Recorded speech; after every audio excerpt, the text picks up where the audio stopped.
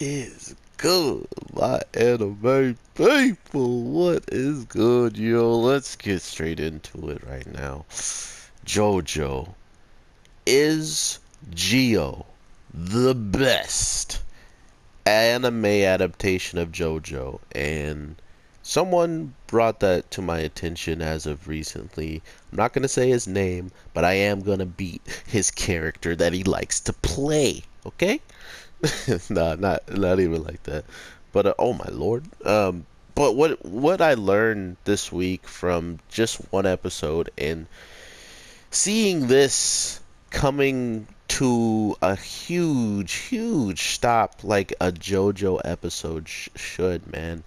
This is truly what I expected from something as far as a final boss type of deal, man.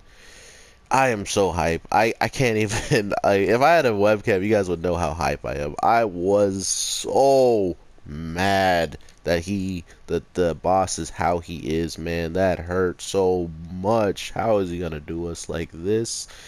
I truly want to see what people, kind of expected. Because to be honest, now that I'm thinking about it, I almost wish that we let the hitman, survive a little bit so they might be able to, help us body this fool. But what I was thinking of this was one of the hitmans. I don't think a lot of people should think it was the guy necessarily, right?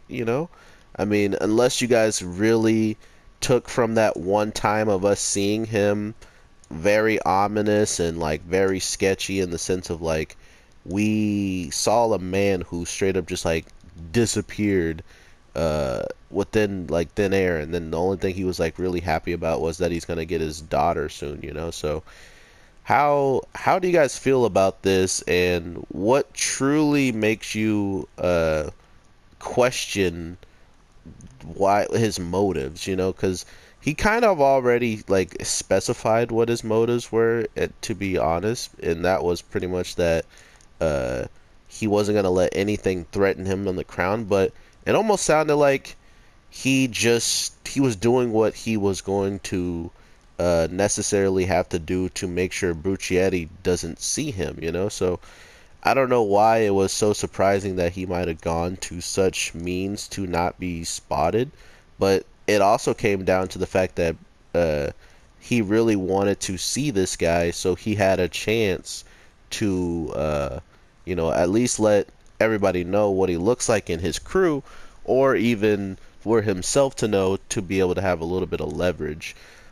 But that doesn't seem to be the case at all, because with this being very close to the end game of it all, of the season overall, and just seeing the end game of, this series as a whole, we're stuck now to wait for another Friday to come around to even see if Buccietti is going to get out of this. Because, like Gio said in last week, like he can't necessarily full on heal, but he can do the job, just for enough time for him to be able to at least help you out a little bit. So it seems like that's about to be the case, but it's hard to tell with this attack, not to mention how powerful the boss is uh, with just physical speed.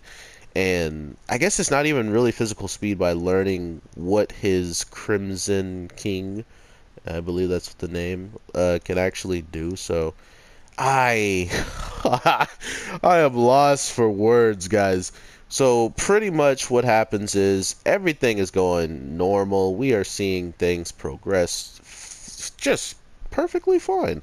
We learned the conditions that the boss wants. They followed those conditions. Go into the elevator, but before getting in the elevator, we get these moments of like true JoJo aspects of the show where you kind of like start to understand that even the characters are very skeptical about this little bit of, I want to say, perfect, coincidence. Um, I feel like because of the fear and because of things that are unknown to the viewers as us, I felt like we were just seeing the hitmans finally get so close to the target that they actually had they actually took the whole body and only left a hand for the bodyguards.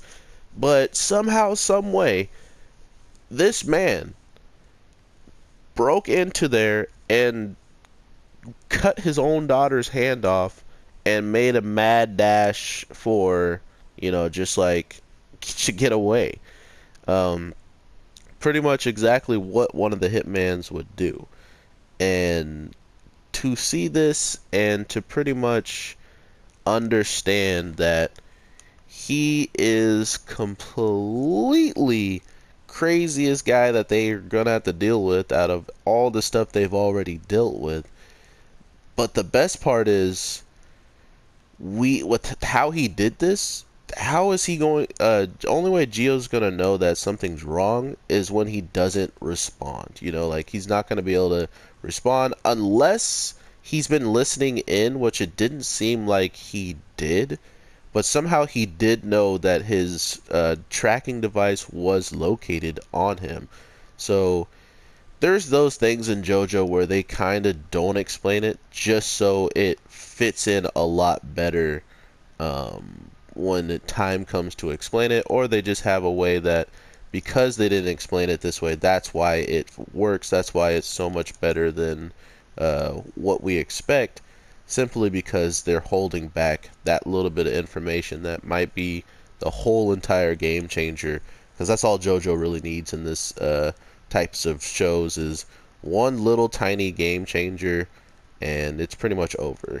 So I love that aspect, and I can't wait to see where they come up with the plan to even get out of this, because this seems ridiculously crazy to try to get out of. So but yeah, we see that Trish was pretty skeptical of this whole thing, like in the sense of she was just scared, and it could be a possibility that her father doesn't even care for her or doesn't even like her. So why should she be so quick to say, oh yeah, this is gonna work, when she doesn't even know this guy? So it's an interesting way of looking at things. But to now talk about the craziest thing, which the guy is super quick for one thing. I mean, I guess he's not the quickest guy in the whole entire show, but he's carrying his unconscious daughter's body, and he's like moving down an elevator shaft super quickly to the point where it's like sketch. Not to mention he's punching holes and destroying stuff seemingly without making a sound and stuff, but with the ability that we now know that he kind of tells us during the credits and stuff, which this anime really does good of hiding some of the subtitles with the credits, because this show is not like necessarily created for people for just the sub, and just the dub. This show is created in a full-on, just the Japanese, and they don't need to hear, have the sub. So the credits and the writing would never be like a problem to people who can fully just listen and stuff. So trying to read some of the subs while the credits was rolling kind of even made it more mysterious and stuff. So I definitely slowed it down, make sure to get some really good pictures. If you guys want to see that, link in the description will have like a whole bunch of clips of just like certain moments in the show. But he was making holes and dipping like throughout the whole entire place way quick, but because of this man's power and because of just how quick he can make the zippers to be able to move around, it didn't really change that much of of a gap to see who was further than who. But yeah, with the power that he has, he can see a future for somebody, which I don't know if he could have done that while he was escaping, which is probably why it felt like he wasn't moving that fast, or like it probably felt like different than how he was moving towards the end of the episode. because his stand hadn't touched him yet. So what I think was going on there is pretty much whenever you are in a position after being touched by him, he shows you your future and then erases it. Okay? So not only are you aware of how you could have won, of how things could have came to the end, he changes that complete outcome and absolutely says, well, now this is your outcome, buddy. I hope you enjoy it. you know?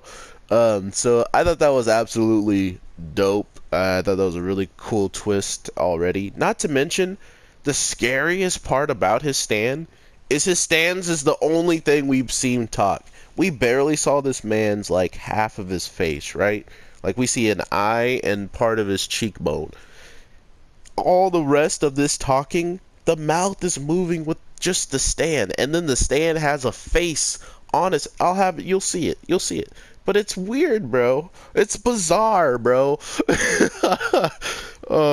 Awesome, awesome episode, though. I am completely in shock that this is happening, but to put it the way I was saying, I honestly thought it was the people who were chasing him. So, if that is not the case, and it is seemingly the people who, if it is the boss, now that we know this, what if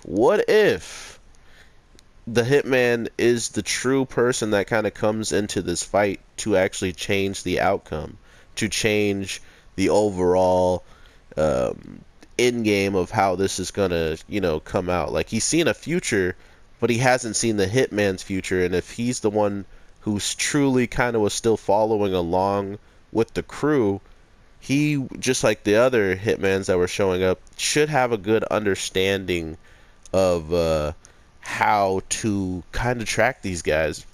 But that's just wishful thinking at this point. Holy crap. And I honestly don't know if, they're going to get out that easy, but we will see next week, unless there's some break or something along that lines, and I'll let you know. But yeah, he pretty much controls the future, which if you had the world and then you pretty much controlled the future of 9 seconds, but that's not even really the case. He's literally stopping time and changing the future at that point. First you were just standing there with my fist in your face. Now you're standing there with a freaking roller coming down. That's changing the future, okay?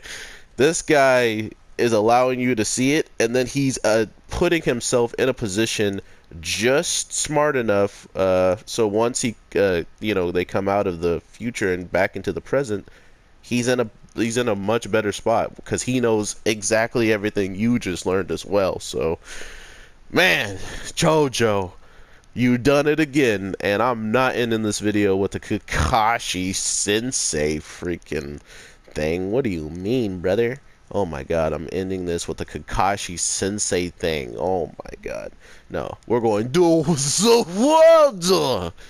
But yeah, thank you guys so much for the support and everything. You guys have been the most enjoyable people to make videos for, because you guys just like to watch the video, and I could truly see that you do like to enjoy it, because JoJo videos get so many views, and to think that I can just pretty much give you guys my honest feelings, and you guys either correct me on one or two things, or just tell me how much more you enjoyed it. So that's the community I always wanted, and to think that it came this quickly with the JoJo's people, I honestly appreciate you guys. I appreciate you guys, and I definitely want to make a gaming channel and just have like some type of JoJo stuff on there, or at least get to talk more about JoJo than I do, because like I was saying, people are saying this is the best adaptation, and I think this episode more than enough speaks again full volumes to people's